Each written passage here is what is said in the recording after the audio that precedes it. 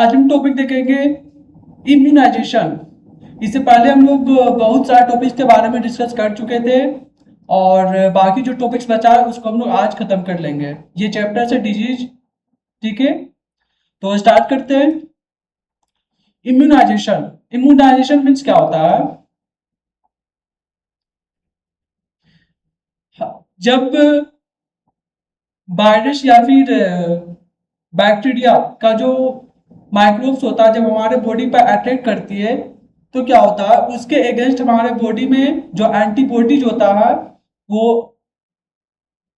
हमारी बॉडी में क्या होता है, एंटीबॉडी जनरेट होती है, प्रोड्यूस करता है एंटीबॉडीज। फिर उससे क्या करता है, उसे फाइटिंग करके उसे खत्म करता है। तो यहाँ हम लोग देख रहे हैं इम्यूनाइजेशन। सिंपल सा है कि immunization is the stimulating the body to produce antibody by the artificial means. तो अभी क्या होगा कि हमारा बॉडी जो है एंटीबॉडीज को रिलीज करेगी, ठीक है। ये इम्यूनाइजेशन है। दिस एंटीबॉडी, और जो ये एंटीबॉडीज होगा क्या करेगा, फाइट करेगा। फाइट किसे फाइट करेगा? जो इन्फेक्शन होगा, अगेंस्ट इन्फेक्शन, जो भी माइक्रोब्स होगा लेटर बाद में। Immunization can be the stimulated by the talking vaccine. और जो ये प्रोसेस होती है वैक्सीन प्रोसेस द्वारा कंप्लीट होती है। फॉर एग्जांपल के लिए जैसे बहुत सारे पहले और अभी भी टीका लगाया जाता है, उसे बोलते हैं वैक्सीन, टीका। वैक्सीनेशन बोलते हैं टीकाकरण। तो वैक्सीन लगाई जाती है, फॉर एग्जांपल चेचक का हो गया, हेपेटाइटिस का टीका लगता है, तो सारा टीका लगाया जाता है। फिर जब उसके जैसा यदि कोई माइक्रोब्स हमारे बॉडी पे अफेक्ट करता है तो वो तो उसको पहचान जाता है और फिर उसके अगेंस्ट एंटीबॉडीज रिलीज करता है और फिर उसे खत्म करती है। अब vaccine is the preparation of weekend infection agent that can be injected or given the oral to prevent a specific disease। वही बता रहा है कि वैक्सीन क्या है। वैक्सीन बोल सकते हैं, वैक्सीन वो बनाते हैं जिस जिस रोग का, अर्थात जिस रोग का हमें वैक्सीन तैयार करना है तो क्या करेंगे, जो उसके लिए रिस्पॉन्सिबल होंगे माइक्रोब्स, बैक्टीरिया, वायरस, उसी को हम लोग क्या करते हैं, ट्रेंड कर देते हैं और फिर ट्रेंड करके उसे हमें टीका बना देते हैं, वैक्सीन बना देते हैं। फिर वो क्या करते हैं, हमारी जो ह्यूमन बॉडी उसके बॉडी में इंजेक्ट कर देते हैं। तो आफ्टर सम टाइम्स यदि किसी प्रकार का इन्फेक्शन यदि उसी कैटेगरी का हमारे बॉडी पे अफेक्ट करता है तो उसके अगेंस्ट में एंटीबॉडी रिलीज करती है।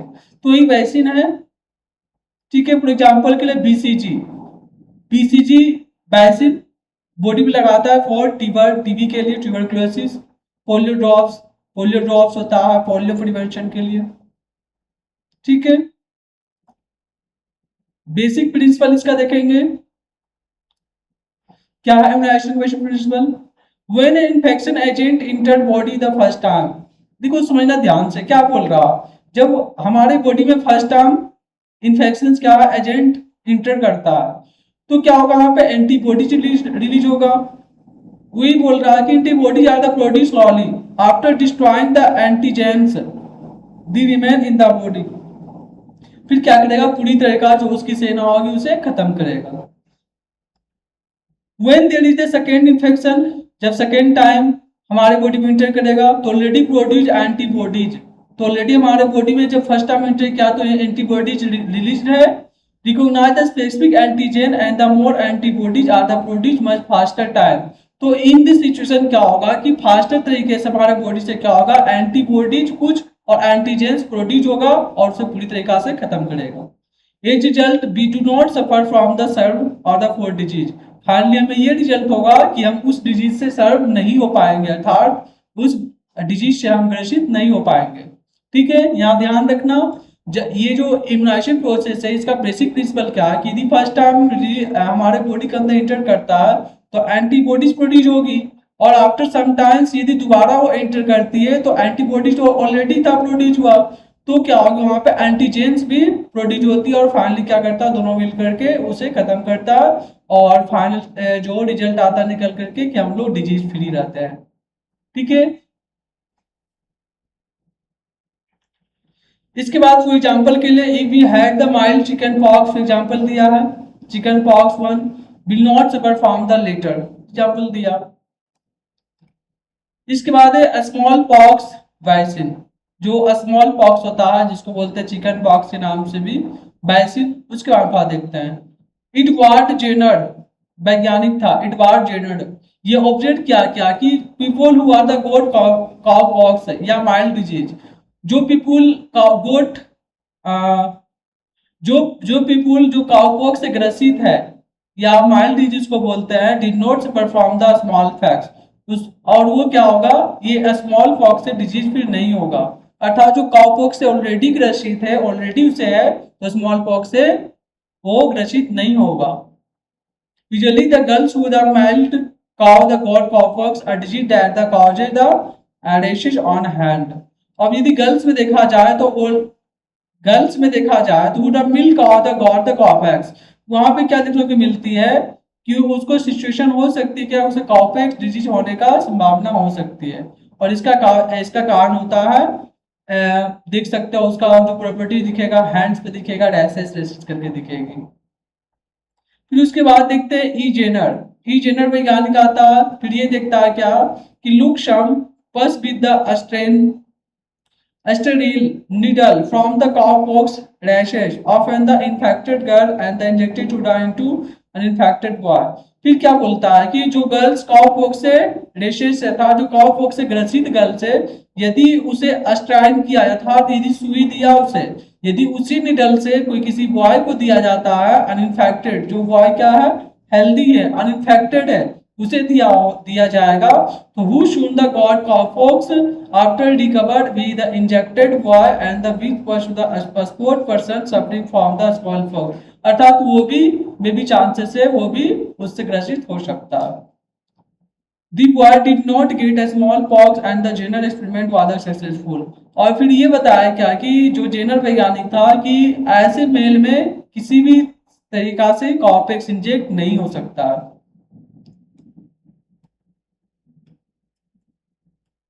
इसके बाद है सम इन्फेक्शन डिजीज। हम कुछ डिजीज के बारे में पढ़ेंगे और उसका सिम्टॉम देखेंगे, कैसे उससे बच सकते हैं, उसका प्रिवेंशन देखेंगे। तो पहला है मलेरिया। ये मलेरिया होता है प्लाज्मोडियम प्रोटोजोआ द्वारा होता है। मलेरिया के लिए रिस्पॉन्सिबल कौन है, प्लाज्मोडियम प्रोटोजोआ, याद रखना है। इसका सिम्टॉम्स क्या है, shivering the body, flow by the high fever, ज्यादा फीवर होगी, एडाची और मस्कुलर पैन, मसल्स पैन करेगी, एनीमिया हो सकता है इसके कारण। प्रिवेंशन कैसे बचा सकता है, female anopheles mosquito are the vector of malaria disease. जो मादा फीमेल एनोफिलीज मॉस्किटो होता है, ये रिस्पॉन्सिबल होता है मलेरिया के लिए। तो जहां भी मॉस्किटो का होने की संभावना हो, वहां क्या करेंगे हम लोग, स्वच्छता रखेंगे। प्लाज्मोडियम ग्रो इधर got to the female anopheles mosquito, और ये प्लाज्मोडियम देखा जाता है एनोफिलीज मच्छर में। By the breaking the contact between the anopheles mosquito human being, the spread of the malaria can be prevented। और इसी द्वारा क्या है, वो मानव में फैल सकता है, तो इससे बढ़िया है कि उससे दूर रहे। ठीक है, ये सिंपल था सिम्टॉम्स उसका प्रिवेंशन। इसके बाद है एड्स, एक्वायर्ड इम्यूनोडिफिशियंसी सिंड्रोम। देखना छोटा छोटा टॉपिक्स है, खत्म हो जाएगी। एड्स, ये एड्स होता है एचआईवी के द्वारा। एचआईवी किसको बोलते हैं, human immunodeficiency virus, HIV, human immunodeficiency virus HIV के कारण होता है। इसका सिम्टॉम्स क्या है, destroy the ability of the immune system to fight the disease. हमारे बॉडी के अंदर क्या करेगा, इम्यूनिटी सिस्टम को ही लो कर देगा। इससे क्या होगा, जब हमारे बॉडी पे डिजीज अफेक्ट करेगी तो क्या होगा, इजिली हम डिजीज फुल हो जाएंगे, अर्थात हमें डिजीज हो जाएगी। शोलो लिम्ब ग्लैंड, वेट लॉस होगा, फ्रीक्वेंट फीवर, तेजी से क्या होगा, फीवर आएगी जाएगी। नाइट्स विद द डायरिया भी होने की संभावना हो सकती है। डायरिया मीन्स हमेशा बार बार दस्त आना। Affect on central nervous system, हमारे सेंट्रल नर्वस सिस्टम को भी अफेक्ट कर सकता है, सोचने की क्षमता को भी कर सकता है। ट्रांसमिशन की बात करें, किस प्रकार से ये ट्रांसफर होता है, तो एचआईवी से ट्रांसमिटेड थ्रू द ब्लड, ये ब्लड के द्वारा हो सकता है, सीमेन के द्वारा हो सकता है, ब्रीस्ट मिल्क, अर्थात ब्रीस्ट मिल्क बोल सकते हो, यदि कोई दूध एक दूसरे को बोल सकते हैं, यदि कोई मादा फीमेल यदि बच्चे को दूध पिलाती है तो क्या वो चांसेस हो सकता है। By the sharing of needle with the infected person, यदि कोई पर्सन जो ऑलरेडी एड्स से ग्रसित है, यदि उसे सुई लगाया फिर आफ्टर सम टाइम्स यदि अनदर पर्सन को लगाता तो क्या उससे भी चांसेस है एड्स हो जाने की। By having the sexual intercourse होगा तो वहां पे भी चांसेस है कि जो हेल्दी पर्सन होगा वो इन्फेक्टेड हो जाएगी। Mother's milk from the mother to infant, वही है जो फर्स्ट बताया था ब्रेस्ट मिल्क, है ना, जो अपने बच्चे को दूध पिलाती है, वहां भी चांसेस हो सकता है। प्रिवेंशन कैसे बचा जा सकता है? Disposal needle and the spring the should be used. जब एक बार ये सुई का हम लोग यूज कर लेंगे तो उसे क्या करेंगे, दोबारा यूज नहीं करेंगे। We should not share the sharing blade or razors, जो भी ब्लेड से रेजर्स उसे शेयर नहीं करेंगे। कभी कभी ऐसा होता है कि जब हम लोग बाल कटाने जाते हैं तो एक ही रेजर से जो रहता है ब्लेडर उसी से क्या दूसरे को भी काट देता है, ऐसा नहीं करना चाहिए। Uses condom the prevent transmitted HIV, ठीक है। Blood banks hospital should provide with the potential blood donors offer HIV। Blood banks hospitals ये सब में हमें क्या ध्यान देना चाहिए कि जो भी डोनर से अर्थात जो ब्लड डोनेट कर रहा है क्या उसके ब्लड में तो HIV तो नहीं है, ये सारी चीजें चेक होनी चाहिए। अब कुछ हम लोग देखेंगे डायग्राम के फॉर्म में, डायग्राम नहीं एक कॉलम में दिया है, सारे हम लोग देखेंगे क्या क्या डिजीज है, वायरस होने वाला कौन सा है, बैक्टीरिया होने वाले कौन है, उसका सिम्टोम देखेंगे, उसका प्रिवेंशन देखेंगे और चैप्टर को समाप्त करेंगे। पहला है वायरस होने वाले डिजीज, तो वायरस होने वाले डिजीज सबसे ज्यादा सुनने को मिलता है डेंगू। डेंगू इसका सिम्टोम्स क्या है? Pain abdomen, back joint muscles, muscles pain करेगी, जॉइंट पेन करेगी, नाउज़िया वोमिटिंग, वोमिटिंग आएगी, रेशेस रेड स्पॉट बॉडी पे देखने को मिल सकता है, chill fever, loss appetite fever देखने को मिल सकती है। प्रिवेंशन क्या है? Mosquito repellents into the outdoor सब क्या है, फ्री रखो, जहां मॉस्किटो दिखे उसको हटाओ वहां से, है ना, उसे प्रिवेंशन का ये सबसे बेस्ट ऑप्शन है। इसके बाद बैक्टीरिया से होने वाली हेपेटाइटिस ए और जॉन्डिस, सबसे ज्यादा हेपेटाइटिस ए और जॉन्डिस देखने को मिलती है। हेपेटाइटिस हो गई बोलते हैं, जॉन्डिस बोलते हैं।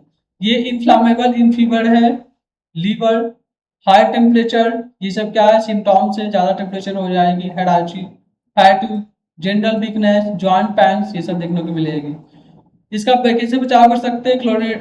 क्लोरिनेटेड ब्लॉइल्ड ओजनाइड वाटर, जब भी वाटर पीते हो तो वो उबाल कर पियो या फिर क्लोरीन मिलाकर पीना चाहिए। और इसका है सिम्टॉम्स हेपेटाइटिस का ही, या हेपेटाइटिस को ही बोल रहे थे जॉन्डिस। इसका और सिम्टॉम्स क्या है?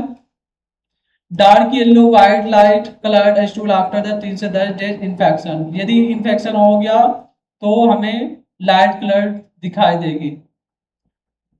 इसका फिर किस प्रकार से कर सकते हैं? Proper cleaning of the hand after handling bad vessel the patient, यदि किसी पेशेंट को छू रहे हैं तो छूने के बाद क्या हमें बड़ी तरीका से हैंड क्लीन करना चाहिए।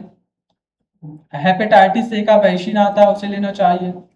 इसके अलावा और है बैक्टीरिया से होने वाले रोग, टाइफाइड, टाइफाइड बैक्टीरिया से होने वाले रोग है, बैक्टीरिया, टाइफाइड फीवर, यहाँ क्या हेडाची होगा, सीडस फीवर, स्लो पल्स, हमारा पल्स रेट घट जाएगी, वाटर ग्रीन स्टॉल्स, इसका प्रिवेंशन कैसे करेंगे? प्रॉपर सैनिटेशन, बड़ी तरीका से सैनिटेशन करके, है ना, स्वच्छता रखेंगे आसपास।